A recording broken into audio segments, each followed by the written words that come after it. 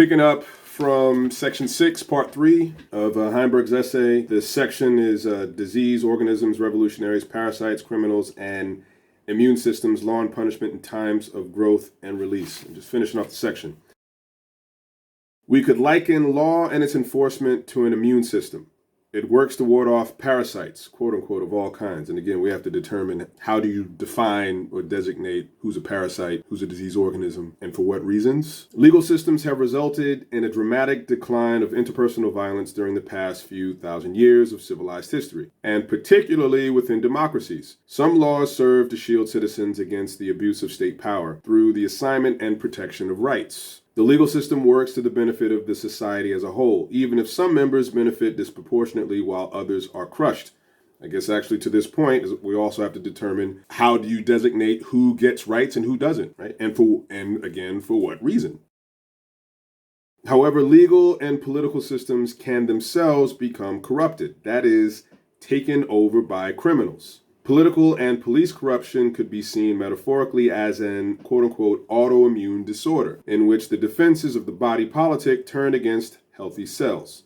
Such corruption may again be symptomatic of the approach of the release phase of a societal adaptive cycle. At such time, citizens may invent or revive ways of resolving conflict without state intervention. Efforts running the gamut from vigilantism to restorative justice. In a release phase, the legal and political systems come to be perceived as rigged. Disputes arise about the purpose and efficacy of law enforcement and punishment. In the extreme instance, criminals become political leaders and leaders become criminals. So again, the question has to be asked, okay, well, how do you define what's a crime and what isn't a crime? Who's a criminal and who isn't a criminal? Because what you eventually sort of see reflected in the empirical evidence is it's not so much about whether or not crime is being committed, but the more important thing is who is committing the said crime.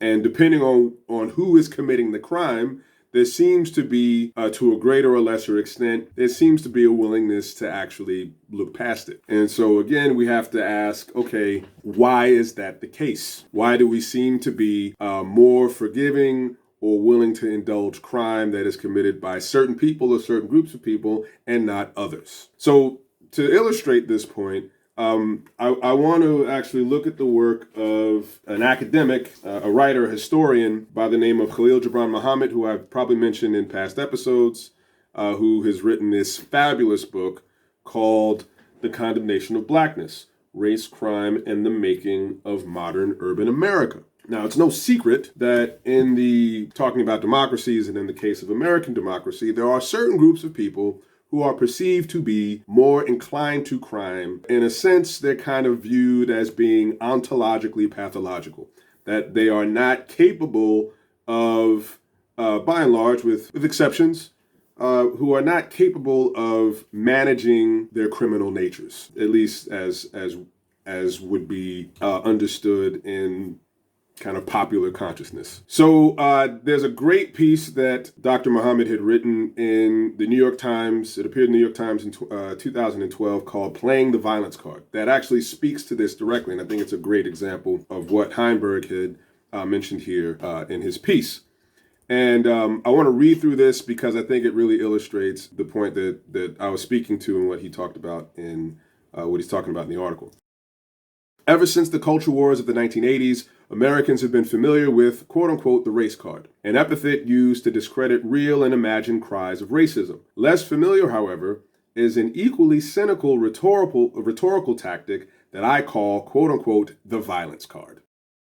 Here's how it works. When confronted with an instance of racially charged violence against a black person, a commentator draws attention to the fact that there is much more black on black violence than white on black violence. To play the violence card, as many criminal justice advocates have done since the Rodney King police brutality case of the early 1990s, is to suggest that black people should worry more about the harm they do to themselves and less about how victimized they are by others. The national outrage over the Trayvon Martin case has prompted some recent examples, and that we've seen, and this sort of dates the piece because this was very much a high-profile case at the time, and we've had several similar cases that have been very much in the public consciousness. And actually, this is a great example of the vigilantism that Heinberg is speaking to in his piece. Last week, the journalist Juan Williams wrote in the Wall Street Journal of the tragedy, quote unquote, of Trayvon's death, but wondered, what about all the other young black murder victims? Nationally, nearly half of all murder victims are black, and the overwhelming majority of those black people are killed by other black people. And this is a great example of using statistics, selectively using statistics, and then in the selectivity in which we use those statistics, they're very poorly rendered. And then we also end up lying by omission because there are other statistics that could be cited to actually dismiss what it is that the point you're trying to make using this selective citing of numbers. So during a debate about the case on Sunday on an ABC News program, the commentator George F. Will argued that the quote-unquote root fact is that about 150 black men are killed every week in this country, and 94% of them are by other black men.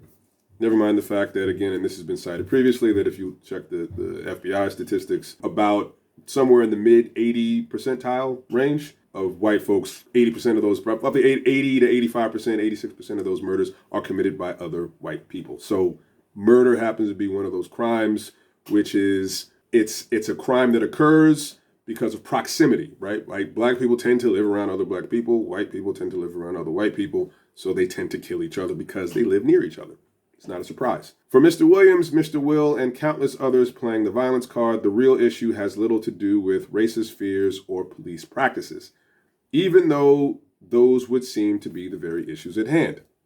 It's true that black on black violence is an exceptionally grave problem, indeed, but this does not explain the allure of the violence card, which perpetuates the reassuring notion that violence against black people is not society's concern, but rather a problem for black people to fix on their own. The implication is that the violence that afflicts black America reflects a failure of lower class black culture, a breakdown of personal responsibility, a pathological trait of a criminally inclined subgroup, not a problem with social and institutional roots that needs to be addressed through collective effort well beyond the boundaries of black communities. But perhaps the large-scale black on black violence justifies playing the violence card. Not if you recall how Americans responded to high levels of white-on-white violence in the past. Uh-oh.